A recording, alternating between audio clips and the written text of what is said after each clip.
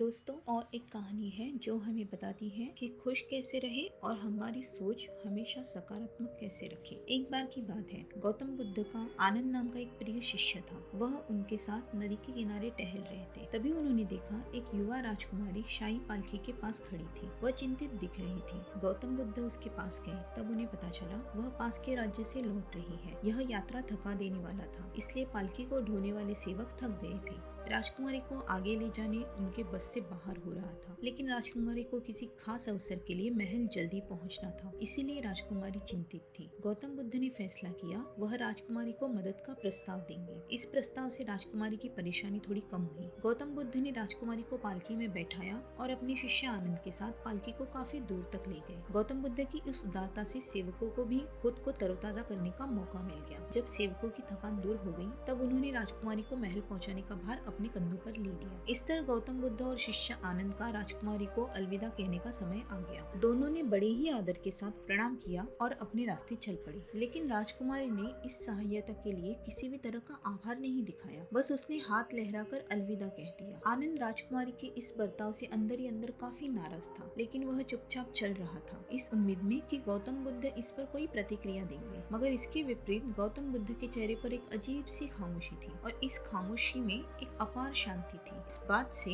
आनंद बहुत हैरान था। अब चुप रहना उसके लिए मुश्किल हो रहा था। उसने नाराजगी भरे लहजे में कहा, वो हमारी सहायता के लिए थोड़ा तो आभार व्यक्त कर सकती थी। क्या आपको नहीं लगता उस राजकुमारी को शिष्टाचार सिखाने की जरूरत है? गौतम बुद्ध धीरे से मुस्कुरा कर बोले, आनंद, किसी चीज से बहुत ज्यादा उम्मीद लगा लेना हमारी निराशा का कारण बन जाता है। आनंद को यकीन नहीं हुआ कि गौतम बुद्ध ऐसा कैसे बोल सकते हैं। उसने कहा, हम उसे इतनी दूर तक ले गए, कम से कम वह मुस्कुराकर अलविदा तो कह सकती थी। क्या एक मुस्कान भी उसके लिए बहुत कीमती थी? गौतम बुद्ध, मुझे सच में बहुत गुस्सा आ रहा है। आखिरकार हम उसे ढोकर इतने दूर तक ले गए थे। गौतम बुद्ध ने जवाब दिया, मेरे प्रिय आनंद, मैं उस पालकी को घंटों पहले नीचे रख चुका हूँ, लेकिन तुमने अभी भी उस बोझ को क्यों उठा रखा है? गौतम बुद्ध कहते हैं, सकारात्मक लोगों को भी नकारात्मक विचार आते हैं, बस वह खुद को उन विचारों के नियंत्रण में नहीं आने देते हैं। विचार मेहमान की तरह है, उन्हें आने दो और जाने दो। दोस्तों, इस कहानी से हमें यही सीख मिलती है, किसी चीज से बहुत ज्यादा उम्मीद लगा लेना हमें नकारात्मक सोच की ओर ले जाता है। कोई कितना भी सकारात्मक क्यों न हो, उसे भी नकारात्मक विचार आएंगे। बस हमें खुद को नकारात्मक विचारों के नियंत्रण में नहीं आने देना है। विचार को मेहमान की तरह समझना है, जिन्हें हम आने और जाने देते हैं। और जैसे ही हम किसी से ज्यादा उम्मीद लगा लेते हैं, तो हमारे जीवन में दुख का एक कारण बन जाता है। तो किसी से ज्यादा उम्मीदें मत लगाइए। जो कर रहे हैं, अपना निष्काम निस्वार्थ कर्म कीजिए, किसी से कोई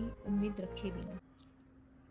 दोस्तों, हम सभी अपनी लाइफ में खुश रहना चाहते हैं और कोशिश भी करते हैं कि हमेशा खुश रहे, पर क्या ऐसा हो पाता है? चलिए इस छोटी सी कहानी के माध्यम से हम ये समझने की कोशिश करेंगे कि हम सच में हमेशा खुश रह सकते हैं। एक समय की बात है, एक गांव में एक महान साधु आए हुए थे। सभी लोग अपनी कठिनाइयां परेशानियां लेकर उनके पास आते थे। वो सभी का उचित मार्गदर्शन करते थे। एक दिन एक दुखी सा दिखने वाला व्यक्ति उन साधु के आश्रम में उनके दर्शन हेतु आया। उसने उन साधु से एक विशेष प्रश्न किया, गुरुदेव, मैं यह जानना चाहता हूँ कि सदैव खुश रहने का राज क्या है? साधु महाराज थोड़ी देर शांत रहे और फिर बोले, तुम मेरे साथ चलो, आज मैं तुम्हें खुश रहने का राज बताता हूँ। साधु महाराज और वो व्यक्ति जंगल की तरफ चलने लगे। साधु ने एक बड़ा सा पत्थर उठाया और उस व्यक्ति को कहा, इसे पकड़ो और चलो। उस व्यक्ति ने उस पत्थर को उठाया और वह साधु महाराज के साथ चलने लगा। थोड़ी ही देर के बाद उस व्यक्ति के हाथ में दर्द होने लगा और वो साधु से बोला, महाराज, और कब तक इस पत्थर को लेकर चलना होगा? महाराज बोले, अभी चलते रहो। जब चलते हुए बहुत समय बीत गया और व्यक्ति से दर्द सहन नहीं हुआ, तो वो बोला, महाराज, अब दर्द सहन नहीं हो रहा है। साधु ने कहा, ठीक है, अब इस पत्थर को नीचे रख दो। पत्थर को नीचे रखने पर उस व्यक्ति को बड़ी ही राहत महसूस हुई। तभी साधु महाराज ने कहा, यही है खुश रहने का राज। गुरुवर, मैं समझा नहीं, उस व्यक्ति ने कहा।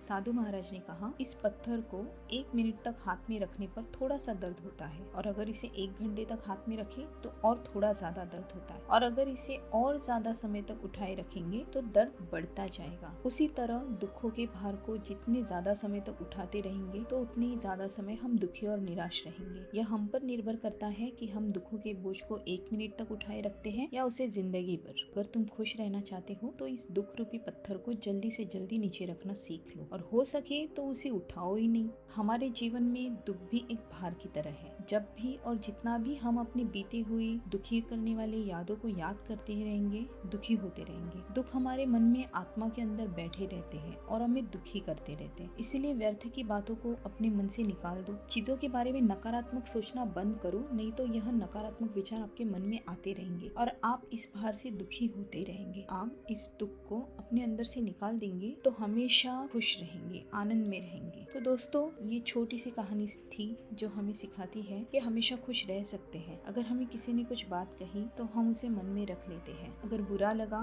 तो आप 1 मिनट उसे मन में रखिए, या तो मैं कहूँगी टाइमर लगा के आप 5 मिनट उसे मन में रखिए। रोना है रो लीजिए, गुस्सा करना है गुस्सा कर लीजिए, जो भी करना है बस 5 मिनट। उसके ऊपर आपको उस चीज पे आपका समय वेस्ट नहीं करना चाहिए, क्योंकि अगर आप उस चीज पे आपका समय बर्बाद करते हैं तो आप सिर्फ वही समय नहीं बर्बाद करते, आप उस पे आपका भविष्य भी दांव पर लगाते हैं। बस आपको अगर लगता है कि किसी ने आपसे गलत कहा है, चलिए मान लेते हैं आप बिल्कुल सही है, और फिर भी किसी ने आपको आपके मन को दुखाया है, आपसे कोई गलत बात कही है, बस एक बार खुद से एक सवाल पूछ लीजिए, मुझे बुरा लगा है, मैं दुखी हो गया हूँ, बट मेरे दुखी होने से फायदा क्या होगा?